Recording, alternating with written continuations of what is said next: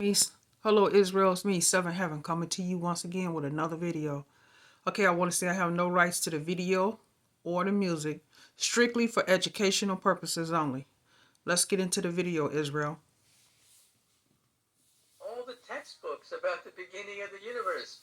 So what exactly is the latest discovery by the JWST that has eminent scientists rethinking the origin of the universe? Here, Kaku again. Now, it takes many billions of years to create a galaxy, like the Milky Way galaxy, with 100 billion stars, many billions of years old. But the James Webb Telescope has identified 6 galaxies that exist half a billion years after the Big Bang that are up to 10 times bigger than the Milky Way galaxy. That shouldn't happen. But then, why is the discovery of half a dozen large galaxies problematic for astronomers describing the origin of the universe? There should not be primordial galaxies that are bigger than the Milky Way galaxy that are only half a billion years old. Something is wrong. We may have to revise our theory of the creation of the universe. The galaxies that Kaku is talking about contain tens to hundreds of billions of stars. They emerged when the universe was only 500 to 700 million years old. This is significantly earlier and faster than expected by current models of galaxy formation, which imply that stuff progressively clumped together over time. The puzzle of how these galaxies became so large so quickly may require new physics or new techniques for creating galaxies. The finding of these universe breakers demonstrates that the JWST is providing a new view into the cosmos's early history and evolution. A team of astronomers led by Ivo Labe of Swinburne University of Technology in Melbourne, Australia, discovered the 6 galaxies. They used the first JWST photos, which were released in July 2022 and covered a piece of the sky 100 times smaller than the full moon. The photos were captured with the near-infrared camera NIRCam, one of the JWST's 4 primary instruments. NIRCam can detect light that has been stretched by the expansion of the universe from visible to infrared wavelengths, allowing it to observe objects that other telescopes cannot see because they are too weak or too far away. The researchers discovered roughly a dozen items in the NIRCam photos that appeared exceptionally bright and red. They utilized a technique known as a photometric redshift estimate to calculate the distance between each object based on how much light had been redshifted by cosmic expansion. 6 of the objects exhibited extremely high redshifts, ranging from 9.5 to 11.5, implying that their light is little more than 700 million years old. In comparison, the most distant confirmed galaxy has a redshift of 11.1, and it was discovered in 2016 by the Hubble Space Telescope. Using stellar evolution and population synthesis models, the scientists then calculated how many stars each galaxy would need to emit all of that light. They discovered that the stellar masses of the 6 galaxies ranged from 10 to 100 billion times the mass of our Sun. This is comparable to or greater than the mass of our own galaxy, the Milky Way, which has roughly 60 billion stars and has had more than 13 billion years to grow them. For various reasons, these findings are both surprising and perplexing. First, they imply that these galaxies originated swiftly and efficiently in a short period of time, transforming the vast majority of their accessible gas into stars. This defies the conventional view of galaxy formation, which predicts that galaxies begin small and gradually become larger by merging with other galaxies or accreting gas from their environs. Second, the cosmological theories based on studies of the cosmic microwave background, CMB, the relic radiation from the Big Bang, show that these galaxies have more mass than what was accessible in their regions of space at the time.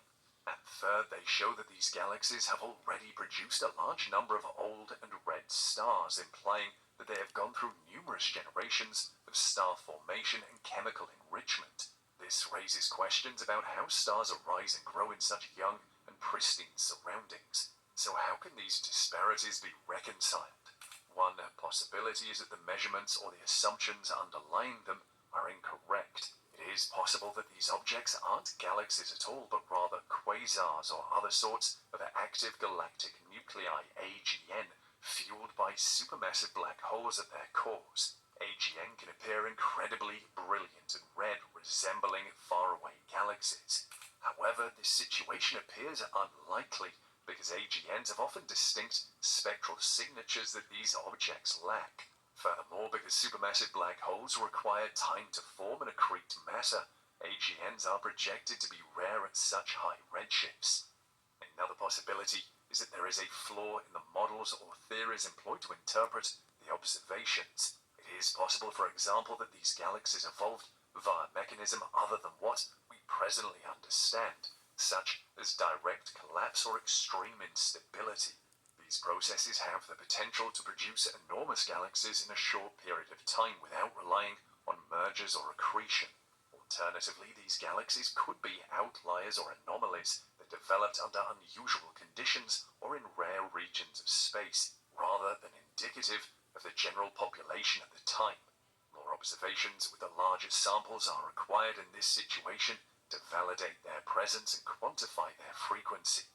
Another option, however, is that something is amiss with our cosmology or physics. It's possible that these galaxies provide evidence for novel events or interactions that aren't covered by our normal cosmology model, such as dark matter annihilation or primordial density fluctuations. These factors may have an impact on the volume and distribution of matter in the early universe, allowing for more mass and faster expansion in some places than others.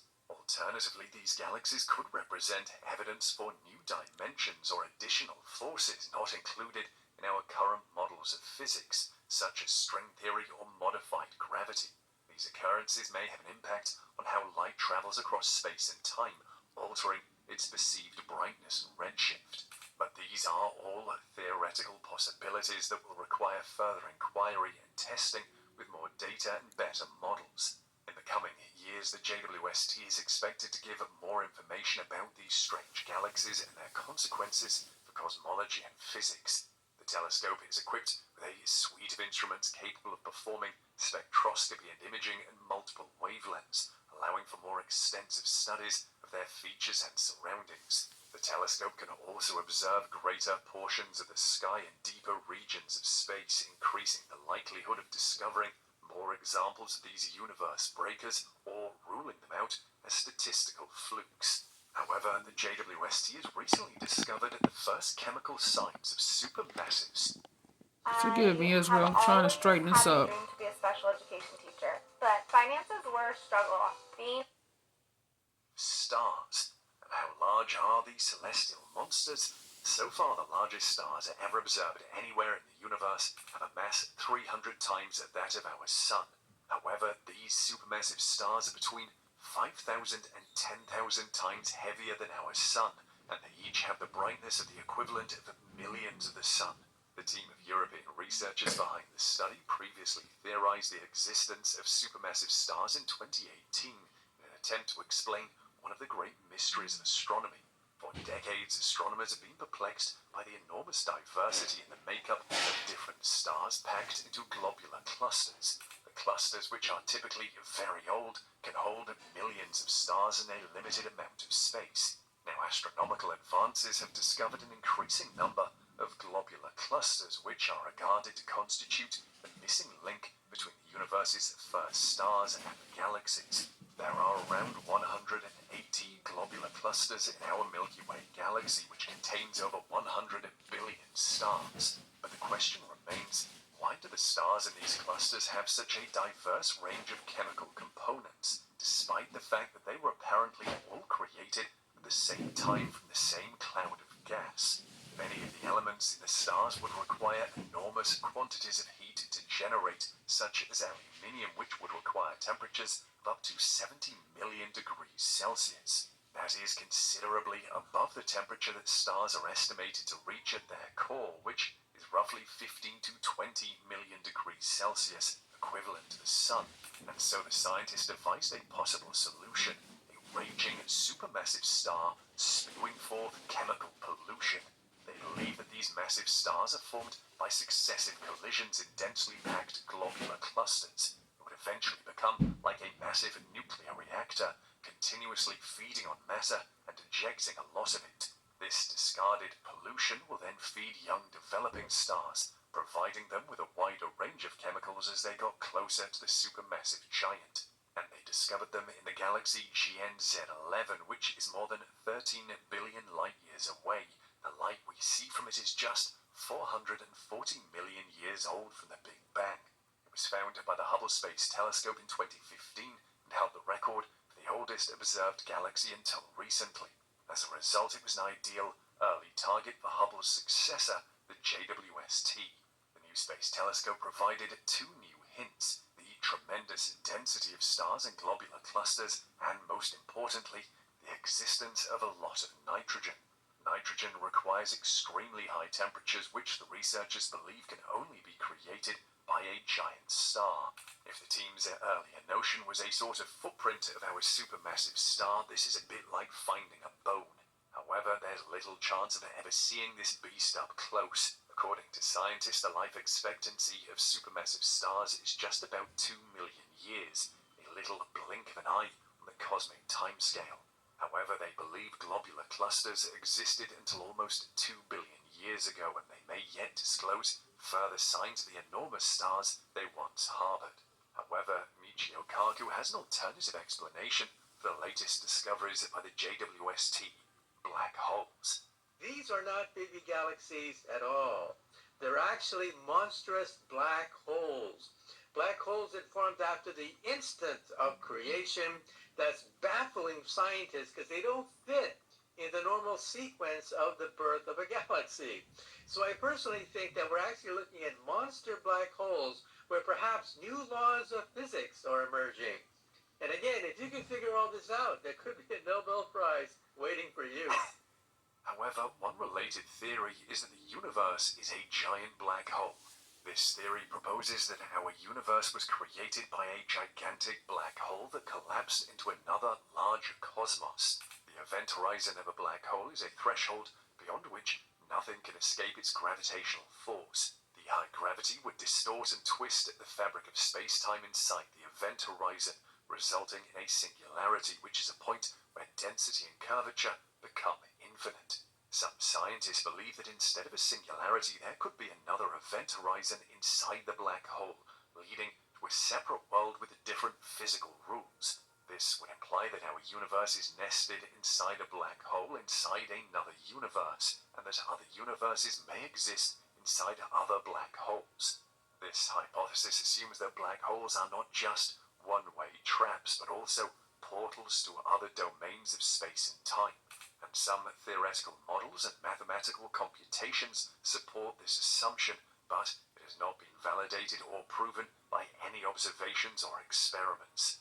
Now, one of the primary objectives of this theory is to answer the question of what occurred prior to the Big Bang, which is commonly recognized as the origin of our universe. The Big Bang theory outlines how our universe arose from a hot and dense state of mass and energy approximately 13.8 billion years ago, and has been expanding and cooling ever since.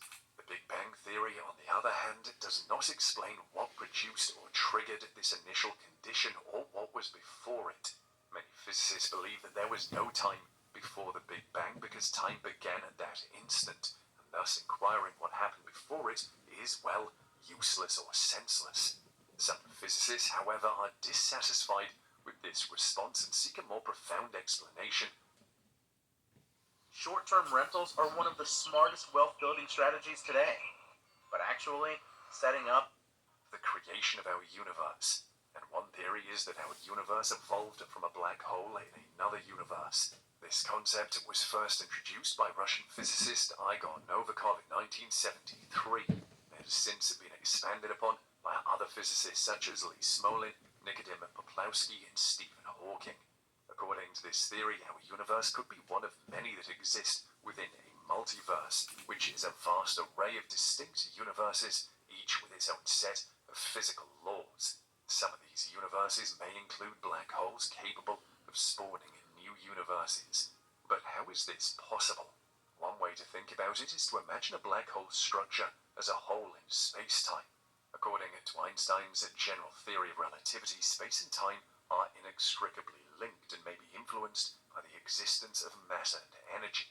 Now, a black hole is an area of space-time where gravity is so powerful that it warps the the fabric of space-time, creating a bottomless pit from which nothing can escape. And a singularity is a point in space where the gravitational force becomes infinite at the center of a black hole. The singularity is supposed to be a region of infinite density where the known laws of physics fail. It is also supposed to be the area where matter and energy that have dropped into the black hole are crushed and compacted to infinity. However, other physicists claim that singularities are mathematical artifacts caused by pushing general relativity past its boundaries of validity. They propose that quantum effects may prevent singularities from emerging inside black holes, instead generating new areas of space-time with distinct features. And one theory is that these new regions of space-time are actually new worlds with different physical laws.